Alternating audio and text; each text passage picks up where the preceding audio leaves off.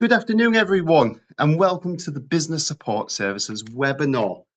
Now, I'm Jordan, and together with my colleague Sammy, we're going to be going over some of the key considerations of starting a business. Now, in this webinar, we're going to cover several key topics that you can go over and think about when considering this business venture. We're going to go over things like business planning, potential access to government-backed finance, and give you a good overview of who the Business Support Service is. Now, we are going to be taking questions. We've got a Q&A, live Q&A box below you can see on your screen. You can utilize that to ask any questions you want. And my and Sammy's colleagues are there for you to ask questions to, and they'll look to answer. We will also be looking at answering some questions towards the end of this webinar. But without further ado, let's get into it. Now, first and foremost, who is the Business Support Service? Now, the Business Support Service is a free, virtual, multi-channel information and guidance service, and we operate across England. Now, we do have counterparts in Scotland, Wales, and Northern Ireland who can support you in those areas as well.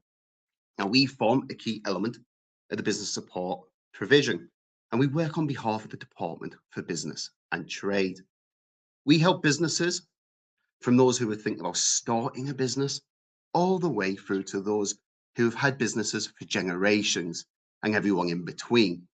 So we are really a great point of call, no matter your journey. But today, of course, we are focusing on starting a business.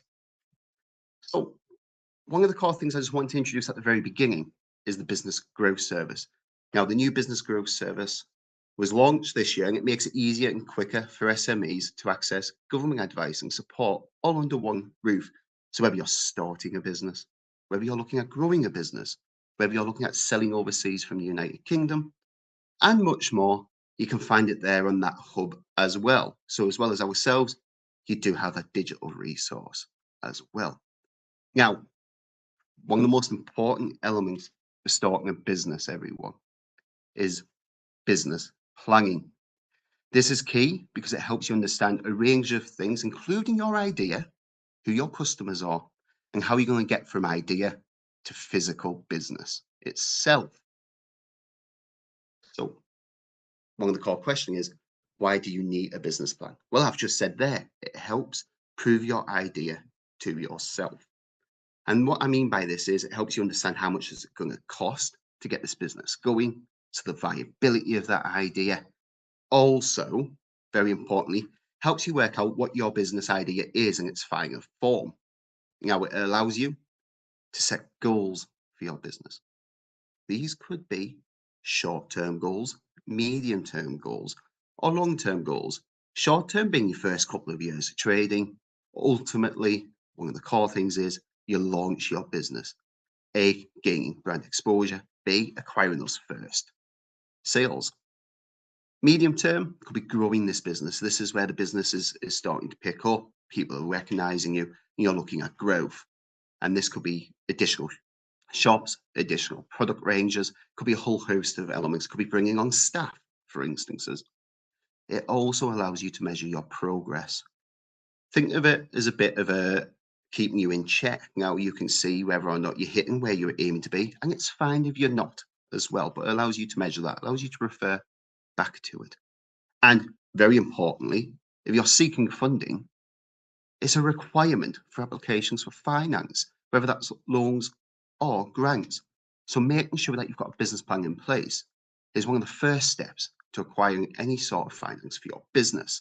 It also helps you understand how much finance you're going to need for it. So it's important on both areas. Now, it's key and important to understand a business plan is a live document. And what do I mean by that? Well, as a live document, it needs to be changeable. Therefore, as things change throughout your business journey, that business plan does as well. I always like to say, think of a business plan as a bit of a roadmap. You're starting here and your destination is wherever your goal is. To get there, you may encounter traffic jams, roadworks, and you need to divert. Well, that's what a business plan is. It allows you to mitigate them and divert in a new direction if needed. That diversion could be new customers, a new market that you're exploring, even a new product. So a business plan is adaptable and should be treated as so. So what does a good business plan look like?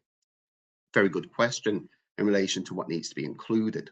It needs to explain your idea clearly because people reading your business plan, not necessarily you, needs to understand your business idea, needs to show those objectives that we've mentioned. And when you aim to achieve those objectives, again, it's completely fine if you don't achieve them or if you achieve them quicker than expected. Business is a journey bespoke to the individual, and therefore those objectives may well change. Now, it helps you identify potential problems along that road so you can mitigate them. This is so important. That could be cash flow problems to give you an idea. And it helps you understand those opportunities, those unique selling points you may have discovered that you want to undertake. So, very important. And also highlights those strengths and weaknesses as you as an entrepreneur, but also your business itself. You know, we wear many hats as entrepreneurs and business owners, and therefore understanding where your strengths are, but also, likely more importantly, those weaknesses where you need to adapt and change and focus on. That could be taking on a mentor. That could be explaining why finance is needed to improve those weaknesses. So very, very important. A key element of building that business plan is market research. Now, market research is key for several reasons. It helps you understand your business idea a little bit more, helps you understand who your customers are and what the potential market growth is. Why market research is important, though. It is the fundamental step that helps you develop that business plan, but also gain a thorough understanding of your business potentials and risks, helps you understand your idea. You need to understand your idea before others understand it themselves. So by doing your business plan, you're going to refine your idea to something that you feel is perfect for market launch. That market research caters to that, helps you know who your customers are. For instance, building that customer profile, or your customers of a certain geographical location, or they're of certain interests, or they're of certain age groups. The research helps you compile that information in order to build an understanding of who your customers are. And when we get into marketing a little bit later, that's where that comes very important as well. As well as those customers, it allows you to know who your competitors are as well. Your competitors, for instances, on that local level when you first launch, could be other hairdressers, it could be other beauticians, it could be other shops, it could be other e-commerce stores. Helps you know who your competitors are locally, nationally, and if you're aiming further afield, internationally. And to know who your competitors are is important because it'll help you understand what they do right. And also, probably is more important, what they're not quite doing good as well. What they're failing on that you can come in and take advantage of. So knowing who your competitors are is vital. And it helps you understand your growth potential. Are you looking to grow on that local level? Are you looking to grow on that national level? What is the volume of potential customers you may attain by growing? And those research really does help. So how does one conduct market research? First of all, you can do general research on your industry via the internet. Normally the starting point for many. You can use databases and tools available for resources such as the business and IP centers who can around the country, they dot around the country, and you get access to different databases and tools to help compile that market research. You can conduct direct research of your potential customer base. For example, doing questionnaires, asking those potential customers what they feel is needed and missing, but also it'll give you an understanding of the price points they are willing to pay. Also at universities, especially in the innovation world, knowledge transfer partnerships are key. And it helps you work together to gain knowledge through academic resources. As an example, cash flow forecasting now, and this is a fundamental step many people, I suppose, trip over. And it is a question I get asked, as does my colleagues a lot, is how do you write a cash flow forecast? Why cash flow forecasting is, I suppose, nervous for a lot of people at the starting stage is how do you forecast something without the evidence backed behind you to say you're willing to make the money ahead? Now, a good approach is to create two versions of your cash flow forecast. A base case, the expected or hoped for scenario. This is a realistic scenario if things do go quite well. It isn't you're going to make £1 billion in your first year of trading. It is I'm looking at breaking even in this time frame based on this income. Maybe that's 60% sales. As an example, in a cash flow forecast is something where you feel you'd be happy to hit and realistically you could hit through the research you've conducted. You will also create a downside or a worst case, bit of a pessimistic view of what might happen. This could be that it's a bit of a slower burner when you launch, and therefore you might, for instance, state, well, in 6 months, we might not hit our break even and therefore push back the goals to which you had for another 3 months, as an example. Now, like a business plan, a cash flow forecast should be a living document, should be regularly reviewed and updated.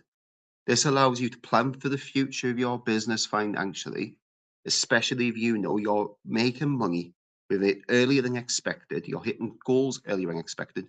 Your cash flow forecasting for the future years should take that on board. Likewise, should it not be achieving what you set out and hoped for at first. After you've done all that, and combination of market research, your next step when you launch your business is marketing your business. But within your business plan, you will likely want to put a marketing strategy. Now, marketing your business is such a big subject, it will likely be a large element of your initial spend as a business, because this is where you're going to acquire your initial customers as well. So marketing is one of the most important steps when starting a business. It is effective. Marketing will help you create brand awareness so people understand who you are. This is important for building trust. People will see your brand logo, for instances. They'll see your brand name and instantly resonate with them. Helps you build that trust, as I say, with those potential customers. It will, therefore, following on from that as a byproduct, secure your first sales and helps you understand your customer habits as well. By building your consumer profiles that we mentioned in the market research, this is very fundamental when moving into marketing itself, because in marketing, there's different types. You have traditional marketing methods, which include things like flyers and brochures. You might do partnerships with other tradespeople if you're in the trade. For instance, you might work with a plasterer and that plasterer will recommend you for the painting side of things. Word of mouth, very powerful too, underrated by many. But word of mouth instantly builds the trust that you're trying to acquire in just a few simple words. So friends and family recommending you to others is key. On the other hand, you've got digital marketing methods which become extremely popular with the age of the internet. You've got things like social media, you've got website, which includes things like search engine optimization, SEO, and email marketing, to name a few. And the reason why we always say to build that consumer profile is because you need to target the right customers. The best way I can explain this, now this is going to take you thinking a little bit here, but think of 3 glasses of water. Now you've got some orange juice, a very little bit of concentrated orange juice, and you want to get the strength. Now, if you pour that orange juice across 3 glasses of water, you're going to dilute it. It's not going to be very strong. It's going to be quite weak. Now, if you remove 2 of them glasses and focus on one singular glass, this is your ideal customer. When you add that juice, that marketing budget, it's going to get stronger. And that's a very simple visualization of how consumer profiling can really benefit your financial side of your business. It allows you to focus your finance in the right way. And by doing consumer profiling, you might identify that certain customers might be on certain social medias. They might be in certain locations, so you can pinpoint and focus on that geographical location. There might be preferred physical marketing, such as your brochures might be a bit more of a premium customer, and investing in brochures might bring them on. That's just a bit of an overview on marketing. So what I'm going to do now is I'm going to hand over to my colleague Sammy, who's going to go over legal structures with you and a few other considerations. So without further ado, this is my colleague Sammy. Hello, everybody. As my colleague John mentioned, my name's Sammy. Just like him, I work on the helpline as a business support advisor, and I'm just going to cover a few topics that we would normally cover on a day-to-day basis, starting with legal structures, covering some of the three core legal structures with a particular emphasis on sole traders and limited companies. I'm going to cover some pros and cons of these structures, as well as the cost to set them up, and hopefully just give you a bit of an idea of why you may lean more towards one side, more towards the other. As I say, there are pros and cons to each structure. There isn't, or there really is, a definitive right or wrong answer for a structure to choose. The relevant choice will usually depend on your individual circumstances and the type of business you're looking to set up. So just starting with a sole trader structure, it is the most common type of structure in the UK. It means a self-employment. It allows you to pay tax on your earnings as a business to make it all legal. So in its simplest form, that is what it is there for. To register as a sole trader, you must register for self-assessment tax returns through HMRC, which if you do online is completely free to do, and you can do it within the space of an hour, to be honest. All you need is things like your name, date of birth, national insurance number, and you can get set up. So your responsibility as a sole trader is to keep records. So records of all income, expenses, and this would be primarily kept through things like invoices, receipts, bank statements, anything that you can use to prove that you've paid for something or received income for a product or service. And you would be expected to keep these records for up to 5 years. If possible, in both digital and physical form, in case something was to go wrong with either side. That way, if HMRC was to request copies of these records, you can always provide them in some form. So as a sole trader, all business profits after you've paid tax on the earnings, all those profits are your personal income, but you are also fully liable for any and all business debts, as there is no legal distinction between you and the business itself. As far as HMRC, as far as the law is concerned, you are the business as a sole trader. So just touching on the self-assessment side of things as a sole trader. So you'll need to do a self-assessment tax return each year. So that is due annually. The deadline for the tax return, if done online, is the 31st of January, following the end of the tax year, which would end April 5th. So tax year would end April 5th, and then you would have until the 31st of January after that to do the tax return online and pay the bill. If you were to do the tax return by post, you would only have until the 31st of October. So you still have quite a few months, but not quite as long as if you were to do it online. As a sole trader, you don't pay yourself a wage or salary in the conventional sense. As I mentioned before, all business profits after you pay tax are your personal income. This income can be spent throughout the tax year, though it is important to remember until you've paid that tax bill, it's not technically all your money. So it is smart to keep some to the side. If you earn a certain amount each month, putting a bit to the side towards your tax bill can help when it comes to the deadline. Because even if you don't have the full amount that you need, having a sum there ready to put into it will help. Then it'll be like you said, if you're starting from scratch, essentially. HMRC does have a Ready Reckoner tool, which allows you to budget by entering your estimated profits to get an idea of how much income tax and national insurance you will need to set aside. That way you can't be caught too much by surprise when it comes to the self-assessment deadline. So I'm just going to touch on a upcoming change with how you will manage and pay tax as a sole trader. The Making Tax Digital initiative. So from April 2026, HMRC will begin to introduce this initiative to modernise how you pay income tax as through self-assessment. Taxpayers will need to keep digital records through HMRC approved softwares, and you do your tax returns electronically.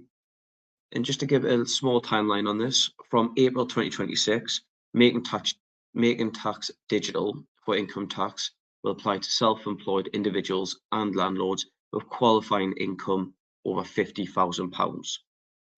The following year, April 2027, the threshold for that will drop from £50,000 down to £30,000. And then the following April after that, April 2028, the threshold will again drop to £20,000.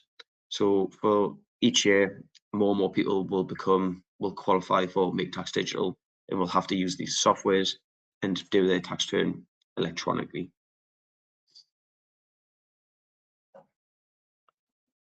So just touching on partnerships. In its simplest form, a partnership is two or more sole traders working together. To start this most basic form of partnership, both partners must be registered for self-assessment. Each will then receive a UTR number, a unique tax reference number, which you will then link together as part of the registration as a partnership. And then once that partnership is registered, you will receive a unique tax reference number for the partnership itself. Once registered, one partner must be the nominated partner. They will be responsible for completing the tax return for the partnership itself. But be aware that if the nominated partner does not fulfill their duties, all partners involved are liable for any penalties. If someone new was to join the partnership after you register, you have until the 5th of October following the end of the current tax year to notify HMRC of this change. There are other variations of the partnership structure, for example, limited liability partnerships. These are less common, but we are happy to discuss those kind of structures in more detail if you'd like to get in touch with our service, if you'd like to find out more about that. Now, just touching on to limited companies. So unlike a sole trader business, a limited company is a legal entity separate from the owner. To register, you can register online within 24 hours for what is currently set as £50 fee through Companies House, although that will be changing soon, which I'll touch on in just a moment.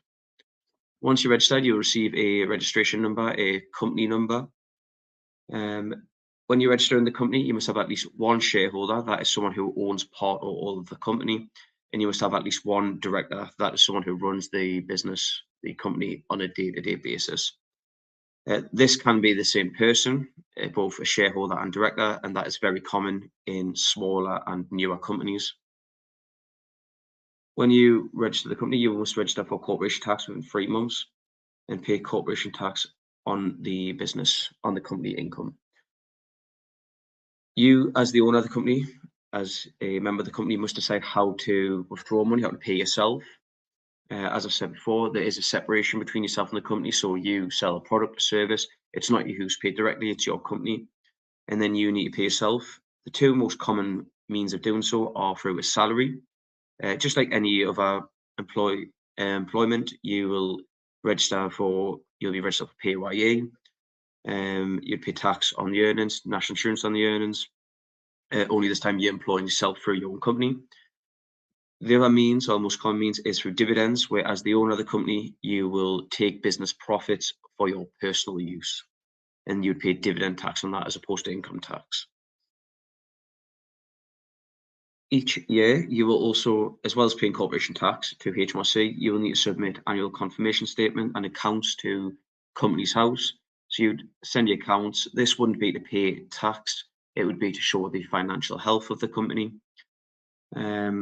And you'd also submit a confirmation statement, a confirmation that you intend to trade again. You want the company to stay open for a further year, which is currently set at a £34 fee for the administration. So as I mentioned, there are some changes to costs upcoming with limited companies. So it's important to be aware of this because it is coming up from February 1st. So if anyone involved in this webinar was interested in starting a company, do be aware that there are price changes upcoming. So some of these changes: to register a company, to do incorporation online digitally, it will be £100. To do it same day, it would be £156. To do it through incorporate the company through paper method, it would be £124. To do your digital confirmation statement, it will be £50. To do it through paper, it will be £110. To change the name, which will be same day effect, digitally, it will be £85. To do a voluntary strike off by paper, it will be £18. And to strike your company off voluntarily, digitally, it will be £13. So enough about structures, just going to touch on a few services that could be available to your business as you're getting started up. So as part of our service, me, my colleague Jordan, and our other colleagues as advisors, we will always look into local and national support that is available to your business. I'm just starting with some localized support. So as I mentioned here at the Business Support Service, we will also signpost to localized support, which includes local growth hubs, a form of government-funded local business support, of which there are currently 41 across England. We will also look into enterprise programs, so enterprise agencies and programs whose sole or primary purpose is to help businesses succeed in their area through various different methods, could be advice, business planning, marketing, all these kind of business support topics. We'll also look into events and networking groups, so services like your local Chamber of Commerce, for instance, the Federation of Small Businesses. So services where you can link up with other businesses or like-minded entrepreneurs, help build some opportunities for working together and having some peer-to-peer support. We'll also look into procurement portals on the local level, means by which you can find opportunities for your business, contracts, ways to help grow your revenue streams. We'll also look into premises resources, so any local authority services or any services that will help you find the right commercial premises for your business. And we can also look into professional advice, so any services that maybe offer legal support or accountancy. A lot of services that can come at a cost. Sometimes you can get these free resources on the local level, and that's the kind of thing we will look into. And just some national support services, services that can help on various different topics. So, for example, employment, if you're looking to take on staff for the first time, services like ACAS, who can give you advice from a employment law perspective, give you advice from HR policies and procedures for people who are maybe a bit less experienced, this kind of thing. And they can help with both the employer and employee side of things. Also things like apprenticeship services, services that can help you get apprentices into your business for the first time, maybe help you find training providers. Services that can help with intellectual property, so things that you've created like inventions or ideas for inventions, brands, names, logos, things like that. Mentoring services, ways to meet people with experience or skills, education in areas maybe you're feeling a bit weak in. So people maybe got experience in marketing, for example, helping you connect with these mentors who you can use as a sounding board and maybe highlight strengths and weaknesses within your strategy. Insurance, so ways to protect yourself in case the worst was to happen, whether it's with service, with just your stock, anything like that. And funding, for example, the start loans, which my colleague Jordan will touch on a little bit later in the presentation. Now, just going into these considerations a bit further, I'm just going to touch on those in a bit more detail in a few others, like licensing, for example. So a key consideration to any business, whether or not you may or may not require a license. So some of the more common types of licenses include music licenses. So if you're playing music at your store, and this could be just having the radio on, it could be playing music on YouTube. If you're playing this in a public setting, you will likely require to pay for a music license. Waste licensing, so if you're dealing with waste collection, if you're a business where you're going to clean commercial premises and there's a lot of waste you need to get rid of, anything like that, you will likely need to get a waste license. If you're selling any alcohol products, so if you're a bar, even a restaurant, you sell wine, anything like that, you will need to get an alcohol license. And if you're a food business of any kind, if you sell food, prepare food, um, distribute food, anything like that, you will likely need to apply for a food license. Most, like the alcohol and food and waste license, will be applied for through your local authority. Other services like music license are applied for through their own specific service. Each council will have their own policies, procedures, and costs for a lot of these licenses, so it's always best to speak directly to them to understand the best way to proceed. Just touching on insurances in a bit more detail. So insurances, like licenses, are a way to protect your business, something that you need to consider. There are mandatory insurances alongside some that you might, what's on, they're not mandatory, might be considered a K insurance, as in it's quite risky not to have them for your business. So employers liability insurance, this is mandatory if you employ staff. It protects your staff if anything was to happen to them. And each day you don't have insurance whilst you have the insurance, once you have staff, you are liable for a fine.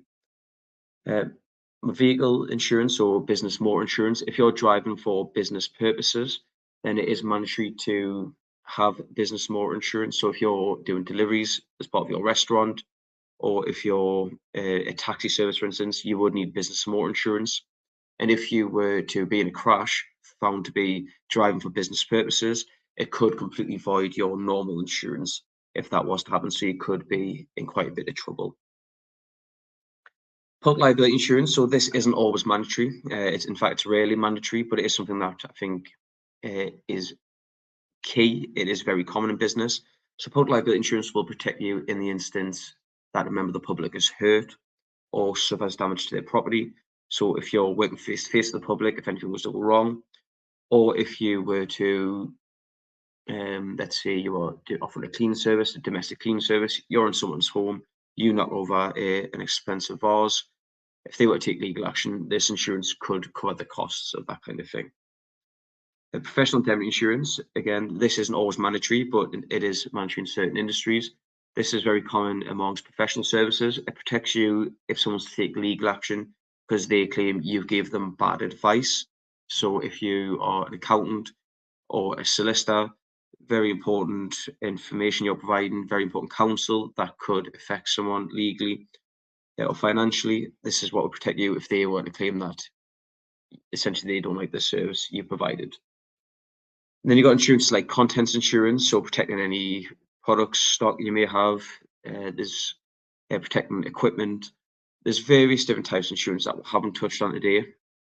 There's a lot of different types of insurance. Very few will be relevant to your service, but what we can do as a service ourselves is look into services that can help you understand what is relevant to what you're planning to do, what you're planning to set out, and we can give advice on that from our experience as well. So just touching on trademarking and intellectual property.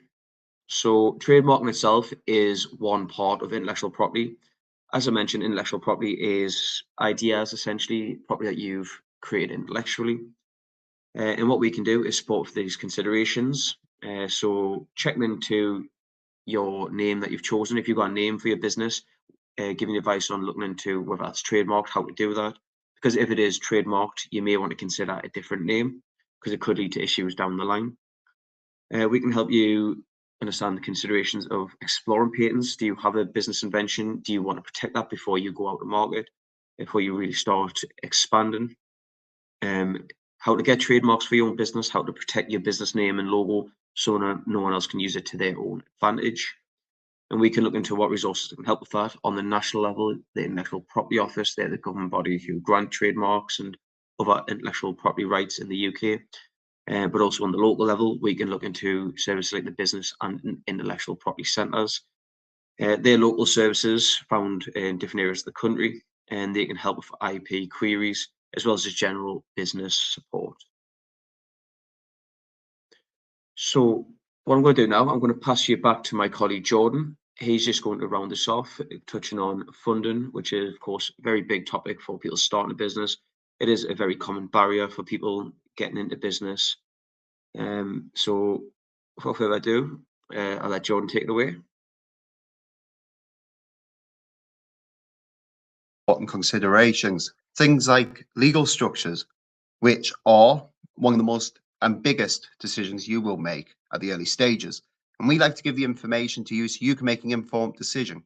It's very, very important to note here at the Business Support Service, we are general information signposting, and therefore we can't tell you which one to go for, but we can hopefully give you the information to which you can take on and make that decision. And of course, we can signpost organisations like the Institute of Chartered Accountants for England and Wales. However, business funding, things like loans and grants, one of the most popular questions we get asked at the service. Why? Because they help a lot of business at the very beginning need that extra bit of money to get going. First of all, let's start with grants, because grants are very far in between, but when they're there, a lot of people want to use them. A lot of people think of grants as how they used to be, or how the most popular ones were once upon a time, where you get the allocation of the money to which you apply for up front for you to spend. And that's great. However, there's other considerations to have in place. If there's grants available, you need to make sure what type of grant there are. So the traditional sense one that I've just mentioned there, where you get the funding up front for your spend, that is ideal. However, there's match grants, whereby the grant provider may match your financial input. For example, you put £5,000 in and they'll put £5,000 in. This is a 50-50 match.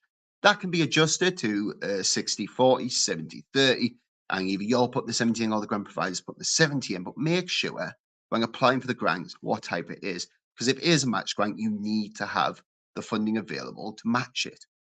Likewise, there's a reclaimable grant. This is where you spend the grant funding first and then reclaim that amount. So you need to have the money there to spend.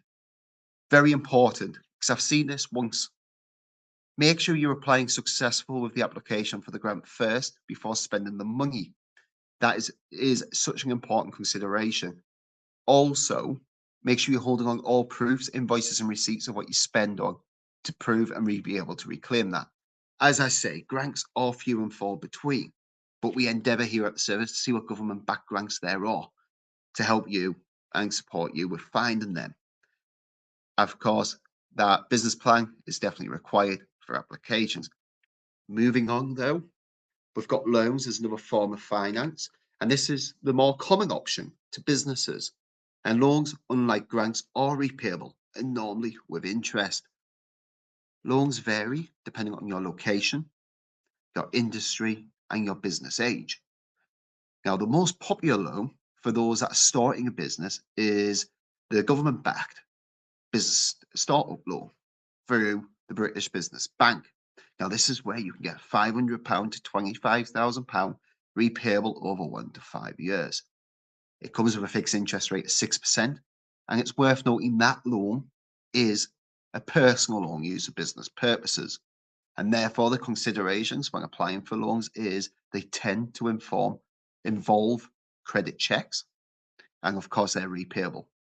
And why is it important to consider the repayable? You need to forecast that into your business outgoings, because that's going to be a fixed outgoing for a period of time. So therefore, adding it into your cash flow forecast is important. You need to cater for that expense. Now, grants and loans are two of the core ones. Where else we can help here at the Business Support Service is with things like going over crowdfunding and helping point you towards the variations of crowdfunding, gift crowdfunding, equity crowdfunding. We can point towards platforms and give you an overview of them. We can also touch on how to prepare for investment and exploring stuff along those lines of preparing for investment and what potential investments might be out there. We could directly link you with investors, though, and we can also look at things like innovation funding, Innovate UK being one of the core ones as well. So these are the funding elements we can help explore for you. We can see what government-backed funding is out there available, and myself and my colleagues will endeavour to do so. The funding landscape changes from time to time as well, so we always send over tools that you can utilise to check yourself. As we close out our webinar today, I just want to acknowledge that a few people have had technical issues in getting on today, which with technology can never be seen beforehand, and therefore we will be sending out information, this webinar, to people via email within 24 hours. But you can contact us via the information that was on my screen, the QR code, for instances, you could scan, the telephone number, as well as the email address. Now, our telephone number is 0800 998 1098. And our email address is enquiries@businesssupportservice.co.uk. It's getting an appointment booked in, and we'll certainly be more than happy to support where we can. But I want to say thank you for attending today. If you have any questions, please do put them in that live Q&A below. We've got about 18 minutes left, so we can have a bit of a Q&A, and we'll look to answer any questions that would be benefit the majority. Anything more bespoke to yourself and your business, we would advise getting an appointment booked in. But massive thank you. But please do, if you have any questions, ask away in the live Q&A now, and myself and Sammy will indeed answer. Absolutely. Don't be shy. Come on, let's see some of these questions.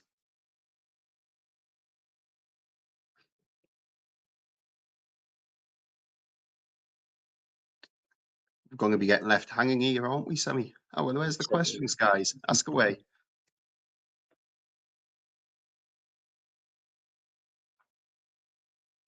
If you do have questions, but you don't want to ask in the chat, that's perfectly fine as well. As I say, get in touch with us. We've got that web chat, we've got the telephone, we've got the email, we've even got social media. So, as I say, do get in touch. We've got a question in. Oh, yeah, we've got some. Yeah, we're not going, Brendan. Ask away. Placida, I can see there. Are there any support for financial advice? In what terms, Placida? Are you looking for financial advice, such as a financial advisor, or are you a financial advisor looking for support?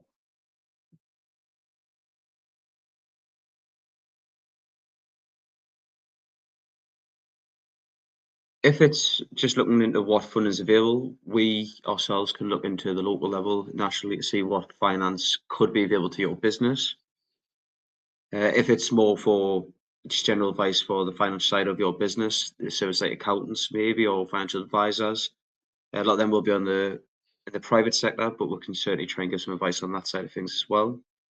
So it depends on seeking financial advice.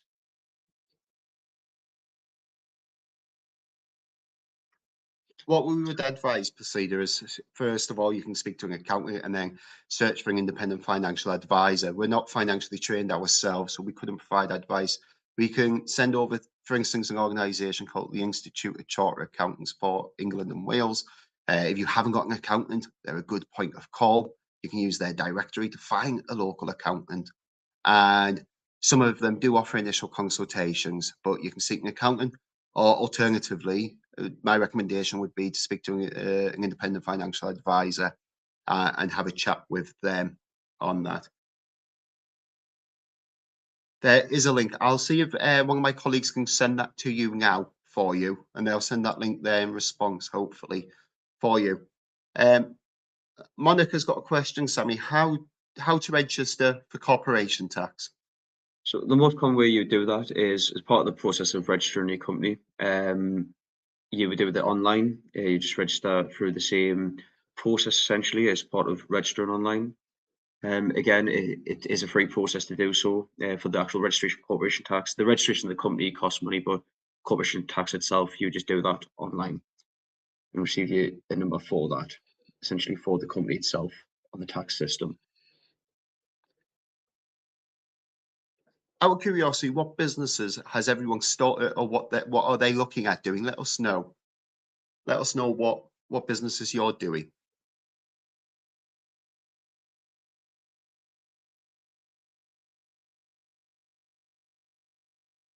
I should mention as well, when I say registering for corporation tax, you would do that generally through the government website on Companies House.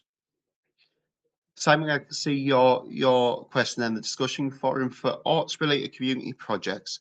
Do you recommend the Arts Council or the Lottery Fund, as I am looking to be self-employed and do a show for the elderly in care homes, celebrating the history of British music. That sounds fantastic, Simon. The core thing with that is considering your legal structures, okay? Are you looking at doing this for profit? Or are you looking at to be a community organisation? So something that we haven't touched in today, because it's a whole other subject, is social enterprises. And you might fall into that. It depends how big you're looking at growing this. What I would recommend, Simon, is get in touch with ourselves. We're free.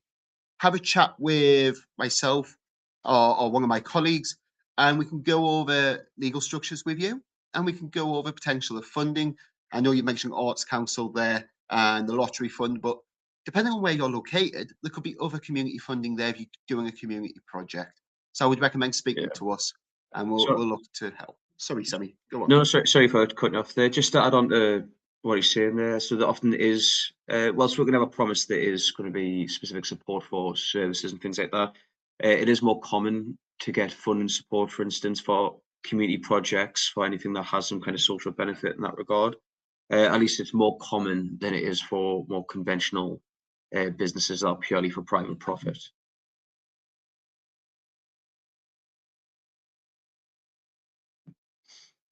Perfect. I'm just having a look. We've got a Got a couple more questions.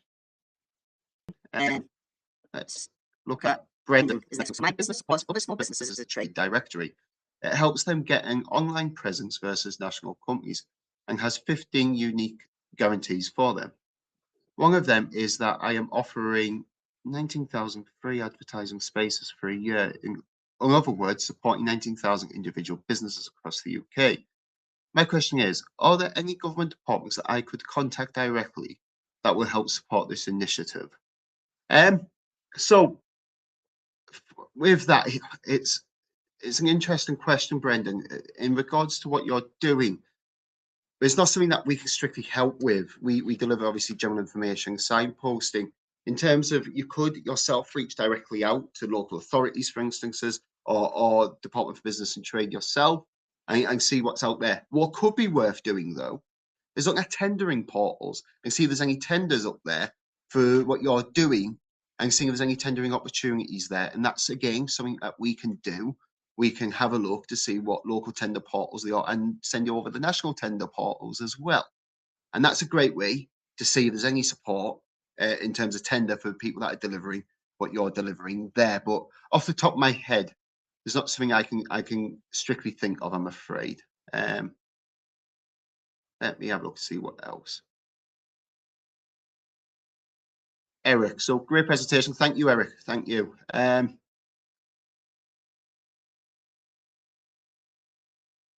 Looking to register an automotive holding company which will be export focused, sourcing OEM spares, lubes, and related motor oil products. And how would you suggest we go about? We are currently on an auto garage in Coventry and another in Cameroon. What are the possible export finance support and guarantees available? Do you want to take that one, Sammy, or would you like me? So there are support services available. What I was going to say when I read that question myself is I think that's something that we ourselves would probably like to discuss more in more detail. I think this is a textbook example of when an appointment with one of our advisors would come in handy. Because it is quite a specific query. You've got your location, you know what your goals are. There is some resources that we could advise on, but I think what would be best would be to speak to you directly, get an idea of, get more of an idea of what your plans are with this, so we can be tailor the service towards your situation. Is there anything in particular you would mention on that question to help with at the moment, Jordan? I think you've hit the nail on the head. It's that bespoke of a question. I think speak to an advisor, they can sit down, have a chat with you, get a bit of an understanding, and question some of the things as well, because you need to set up to export first and foremost. Yeah. And having your ERE number, which is Economic Operators Registration Identification Number. Again, that's a whole nother subject, maybe something that we'll touch on in future webinars. But you've got export support service also. But what we can do is reach out ourselves, have an appointment with an advisor who can certainly go in a bit more detail and offer a bit more of bespoke advice in a longer time period. Our appointments with advisors are up to an hour, but you can have more than one if you were to go over that hour, and they're free, as I say. Let me have a look to see what else is in there. We've got a question from Monica. I think that we missed. Just asking, can I trade without having a lease? Do you mean a lease on a premises? If that was the case, then that shouldn't be an issue. You can, depending on the services that you're providing, you can trade online or trade from home. It just depends on the situation, I suppose, on the business you're looking to set up. What I might add to that as well is deciding where you're going to trade is important, Yeah. because if you're rent or mortgage your property, you're going to trade from home, you will need to acquire permission from either the landlord or the mortgage provider to operate a business from there. It is a very important step in doing so. If you're storing stuff, and also your home insurance is another element. What is it that you're looking at doing, Monica? What is your business?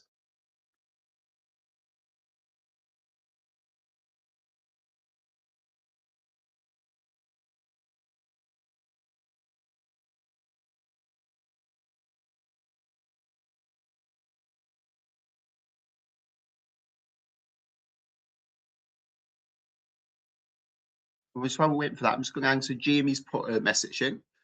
You want to set up your own tree and gardening business. Why would a business plan help me? And would there be funding available in the Northeast to help with buying tools? So you've answered the question almost. In terms of a business plan, it's a detrimental part of applications for funding. So having one in place. But what's great about business plan, Jamie, is you can work out how much those tools are going to cost. You can list how much a van is. You're going to need a van. Your insurances, if you're doing what you're doing, you're likely need public liability insurance, especially if you're doing tree surgery, for instances. So all those core considerations, doing a business plan will help you ascertain how much that's going to cost.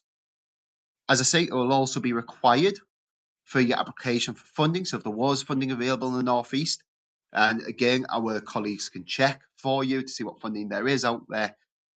That is such an important thing to have in. Now, the Northeast is huge. If you haven't guessed by the accents, myself and Sammy are both from the Northeast. It's a huge area, and we break it down into local authorities when we check for funding. Helps us understand what funding there is for each local authority, as well as national funding. I hope that's helped, Jamie. But yes, it is important. What I would recommend, Jamie, likewise, is to reach out, get an appointment, have a chat with an advisor. They can go over business planning in a bit more detail with you, send you some resources based on business planning, and explore what funding there is also available.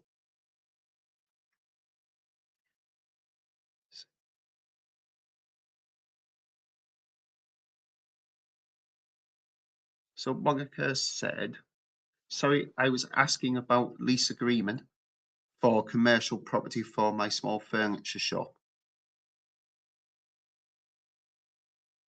Um, in terms of the lease agreement, your landlord will have might have provided you with a lease, or it might be a bit of a rolling contract with your landlord. Of course, when it comes to contracts, that's a legal thing, but it depends on the agreement with the landlord in place. Monica, also with regards to, I've just seen a message on mentoring. I believe there we can signpost you to mentoring services as well, something that we can signpost you towards.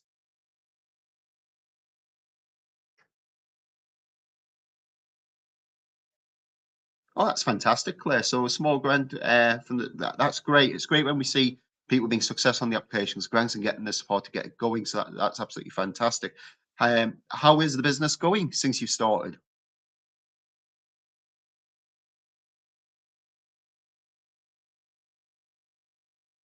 Jamie, with regards to who can help with a business plan as well, buddy. Again, if you, I know I sound like a broken record, but if you reach out to us, we can see what local support there is. We might be able to support you um, in business planning and applications for finance. Off the top of my head, I'll give you one, and that is Tedco. And Tedco go over elements of support in the Northeast. But if you get in touch, depending on your location, we'll be able to have a look a little bit more and see what else there is out there for you. I don't know whether my colleagues could put our contact details in the discussion forum there for those. Just the telephone number might be handy. And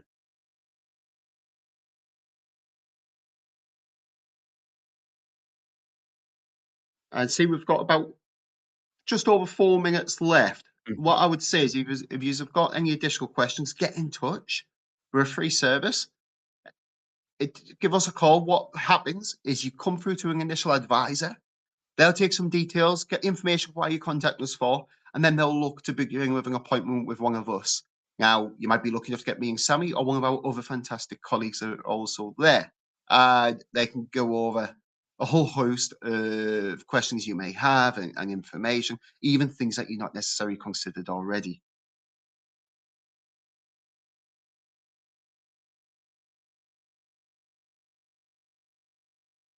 Now, that's fantastic to hear, Claire. And so steady wins the race. We must crawl before we can walk and walk before we can run. So it's always great. Helps you build the foundations.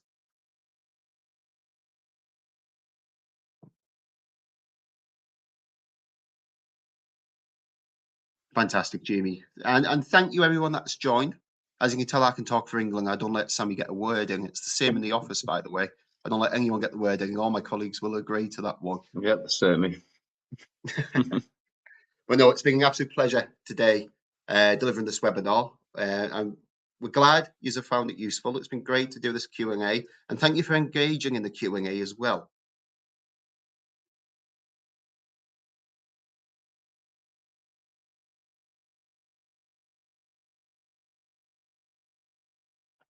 I think we've got time for maybe one more question. We've got about 3 minutes left.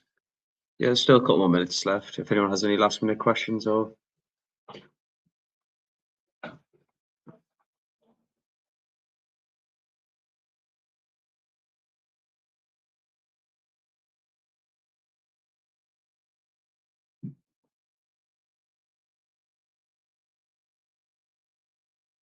Doesn't look like we're getting any Yeah, more that's it. questions. Maybe it.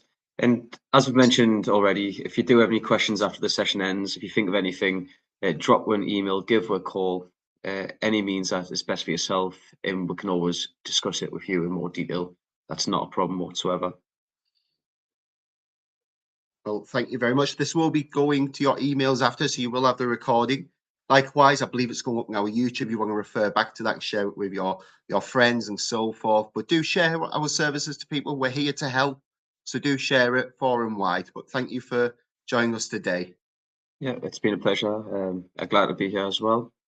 I hope you have a great day and some great holidays.